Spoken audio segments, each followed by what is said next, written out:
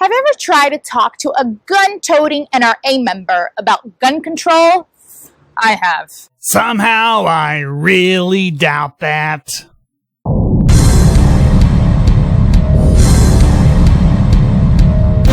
And even after a mass shooting, the conversation usually goes like this. Gun freedom. Mr. Strawman, give me a break. Why do more people die of gun violence in America than in any other developed country in the world? Because you've cherry-picked a meaningless statistic. First of all, you're dishonestly counting suicide as violence. Second, you're not looking at the actual crime committed. You're pretending like there would be no crime without the gun, when the data show that without the gun, they use another weapon like a knife. If you'd really talked to people about this, they would have pointed this out to you. That's just the price we pay for freedom, okay? Just shut your pie hole, for goodness sake. People with guns kill a lot more than people without guns do. And that means what exactly? Why don't you do an actual comparison, like the overall level of violent crime? Because what you find is actually a good amount of consistency between similar cultures who nonetheless have different gun laws. Or like in Australia, where you can do a before and after comparison of crimes surrounding the 1996 gun ban, where violent crimes, including massacres, had about the same annual death rate after the gun ban as before. A 2016 study published in JAMA found that it was not possible to conclude there were any different results in suicide, homicide, or mass killings because of the 1996 ban. In fact, although they did find a decline in firearm homicides and suicides since 1996, they found an even greater decline in non-firearm homicides and suicides. Explain that! And having a gun in the home also doubles the risk of homicide, triples the risk of suicide, and significantly increases the risk of accidental death by gun. No, it doesn't. You're including suicides again. I mean, in 2012 alone, 259 children died after being accidentally shot in the home. Wow, you mean fewer children die from guns than die from asthma? That makes them seem pretty safe. Oh, wait, you were just wanting people to look at some big scary number and not in any way put it in perspective, were ya? Of course, if you click through her links, where do those numbers come from? Everytown for Gun Safety. You know, the people who think that guns fire the entire cartridge, and who lied and said that a criminal who was not very seriously wounded with 1 shot out of 7 fired was shot 7 times, killing him? And when you drill down into this stupid woman's sources, Everytown even admits that the actual number was 100.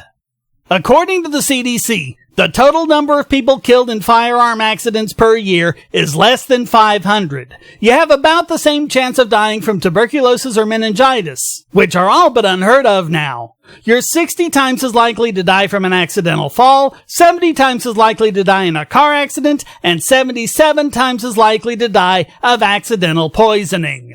When you look at children under 15, the actual number is not 259, but 69. They're 6 times as likely to die from the flu, 9 times as likely to die from accidental drowning, they're 10 times as likely to die from a non-firearm homicide, and by the way, of children who are murdered, they're 4 times as likely to be murdered with something other than a firearm. You have to look at bogus statistics from idiots like the Everytown morons, because when you look at the actual statistics, they do not tell the story you're trying to tell. Nope, less than 1,000 according to the CDC. Oh, look at you with all your fancy statistics. Or you could also just shut up. Are you just stupid, or have you been drinking? No one is convinced by this, what were you thinking? Countries and states in the US with more guns and weak gun laws have more homicides. Actually, that isn't true. You only got that by cherry picking. Look at the entire data in an XY scatter plot. Here we have the homicide rate on the x-axis, and on the right, we have each state by its score by the Brady Campaign, one of the foremost gun control groups in the country. And even by their own scoring, There's basically no difference at all due to gun control laws. How about this one? This shows each state ordered by its homicide rate. The states in green are the ones that the Brady campaign says are the 10 least friendly states for criminals, and the red is what they call criminal's choice. And there's basically no difference. You have red and green states spread throughout this data.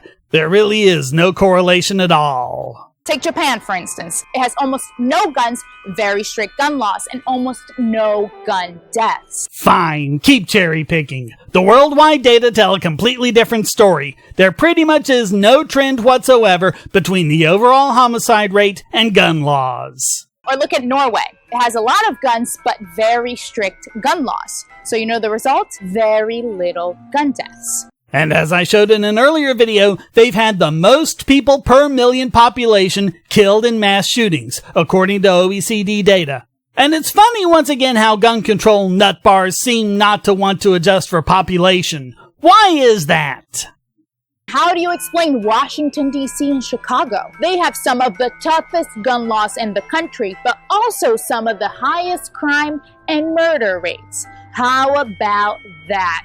That's because of weak gun laws in nearby states. Chicago, for example, gets most of its guns from Indiana and Mississippi, states with weak gun legislation. Then how come those states don't have even bigger violent crime rates?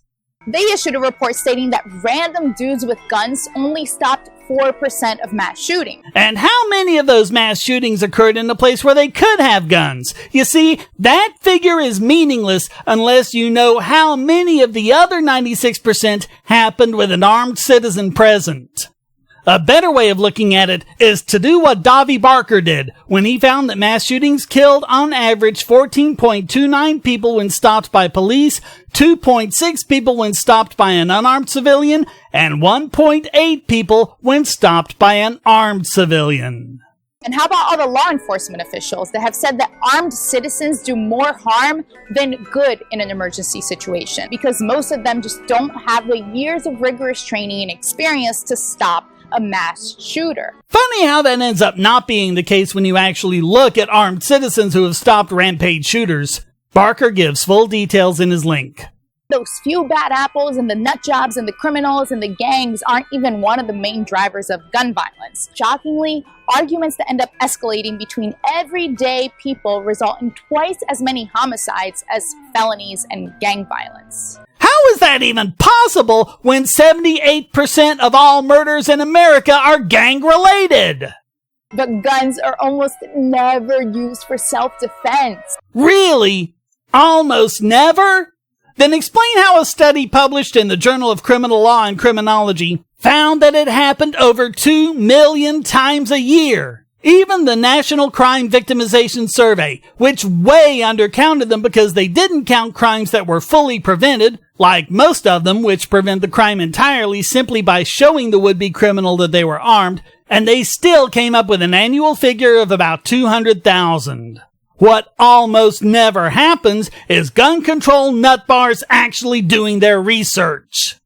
Did you know that for every criminal killed in a self-defense incident, 34 innocent people are killed? Why are you only counting ones that are killed? Is that the metric? You can't just scare away an attacker. You have to kill him before you'll recognize it?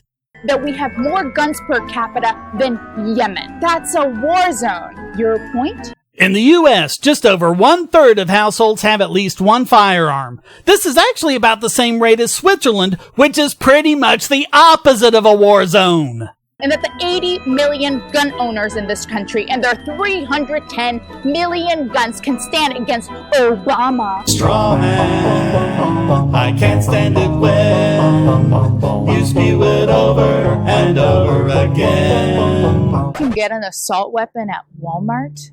You do know there's no such thing as an assault weapon, right? That's just a term politicians made up. The industry term is assault rifle, and it refers solely to fully automatic rifles, which are almost impossible to get in this country. They require several months of extensive government review and FBI background checks. You'll probably need thousands of dollars in permits, and the weapon itself will set you back even more because they have to be manufactured before the passage of the Firearm Owners Protection Act of 1986.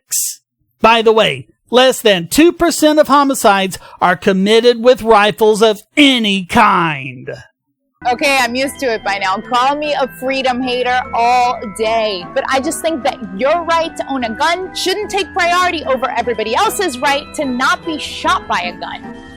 Okay, let's extend that so-called logic to other things. Your right to drive a car should not take priority over somebody else's right not to be hit by a car. Your right to own a swimming pool should not take priority over everyone else's right not to drown in one. You could use this as an excuse to restrict anything. And if you're gonna say that swimming pools and cars aren't like guns, well, you're right. They aren't like guns in one important way. Swimming pools can't be used to protect people from drowning, and cars can't be used to protect people from getting hit by cars. But as I've shown, and as you've lied about, guns every single day prevent people from being victims of crime, including firearm-related crimes. Just don't come knocking on my door when ISIS takes over. How much can a person take? Mr. Strawman, give me a break. Hey, thanks for watching, and please, before you try and engage us in a debate, check out my video, How to Argue for Gun Control. And to make sure I can keep producing content, support this channel by becoming a patron. And check out all the other great content here, like this video selected especially for you.